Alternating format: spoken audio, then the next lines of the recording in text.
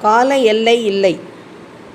சில மரங்கள் சில காலத்தில் பூக்கும், சில தானியங்கள் சில காலத்தில் தான் விளையும், இன்ன காலத்தில் தான் தோன்றுவார்கள் என்று ஞானிகளுக்கு கால எல்லை கிடையாது. கலிகாலத்தில் நல்லதே இல்லை, இறையருள் கிடைக்காது என்று சொல்வார்கள். ஆனால் ஞானிகள் கலிகாலத்திலும் இருக்கிறார்கள். உண்மையை சொல்லப்போனால் இப்போதுதான் அதிகமாக ஞானிகள் இருக்கிறார்கள். இறைவன் திருவருளினால் வருகிறவர்கள் அவர்கள். இறைவன் திருவருள் என்றும் இருக்கிறது. ஆகையால் ஞானிகளும் தொடர்ந்து வந்து கொண்டே இருப்பார்கள். சில காலத்தில் இருப்பார்கள், சில காலத்தில் இருக்க மாட்டார்கள் என்று சொல்ல முடியாது. இறைவன் இந்த உலகத்தை எல்லாம் உண்டாக்கி இருக்கிறான். வானத்தை உண்டாக்கி, வையத்தை உண்டாக்கி, நீரை உண்டாக்கி, நிழலை உண்டாக்கி, உணவை உண்டாக்கி, சந்திர சூரியர்களை உண்டாக்கி, உயிர்களுக்கு வேண்டிய கருவி கருணங்களை தந்திருக்கிறான். இவை யாவுமே அவன் செய்திருக்கிற உபகாரங்கள். உயிர்கள் தனு கரண புவன போகங்களை கொண்டு ஆத்மலாபம் அடைய வேண்டும் என்பது அவன் திருவுள்ளம். ஆனால் எல்லோரும் அந்த லாபத்தை அடைவதில்லை. பக்குவ ஆன்மாக்களுக்கு அவன் சிறப்பான நன்மைகளை செய்திருக்கிறான். அவர்களுக்காக ஞானிகளை உலகத்திற்கு அனுப்புகிறான்.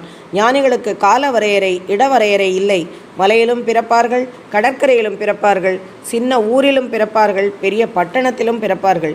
இறைவன் அருள் எல்லா காலத்தும் உண்டு என்பதற்கு இப்படி எல்லா காலத்தும் ஞானிகளை பெற்றிருக்கிறோமே அதுவே சாட்சி. ஆண்டவன் அருள் செய்யாமல் சில காலம் இருப்பான் என்று சொல்வது தவறு. எனக்கு அருள் செய்யவில்லையே என்று சிலர் குறைப்படுவதும் உண்டு. அவன் அருள் மழை போல எப்போதும் பெய்து கொண்டே இருக்கும், அது நமக்கு பயன்படவில்லை என்னலாமா? மழை நீர் பள்ளமான இடத்தில்தான் தங்கும், மேட்டிலே தங்காது. மேடாக இருக்கிற பாறையில் தண்ணீர் பெய்தாலும் அது தானாகவே கீழே வழிந்துவிடும். சில மணி நேரம் மழை பெய்தது என்றாலும் பாறையில் தண்ணீர் விழுந்த சுவடே இருக்காது. பள்ளமான இடத்தில் பல நாட்களானாலும் மழை பெய்த அடையாளமாக நீர் தேங்கி நிற்கும். அதுபோல இறைவனுடைய திருவருளுக்கு ஏங்குகின்ற உள்ளங்களில் பள்ளம் போல அவன் அருள் தேங்கி நிற்கும். அல்லாதவர்கள் பாறை போன்ற மனமுடையவர்கள். ஆதலால் அருள் ஈரம் அங்கே சேர்வதில்லை. இறைவனுடைய கருணை நிரம்பிய குளமாக இருப்பவர்கள் ஞானிகள்.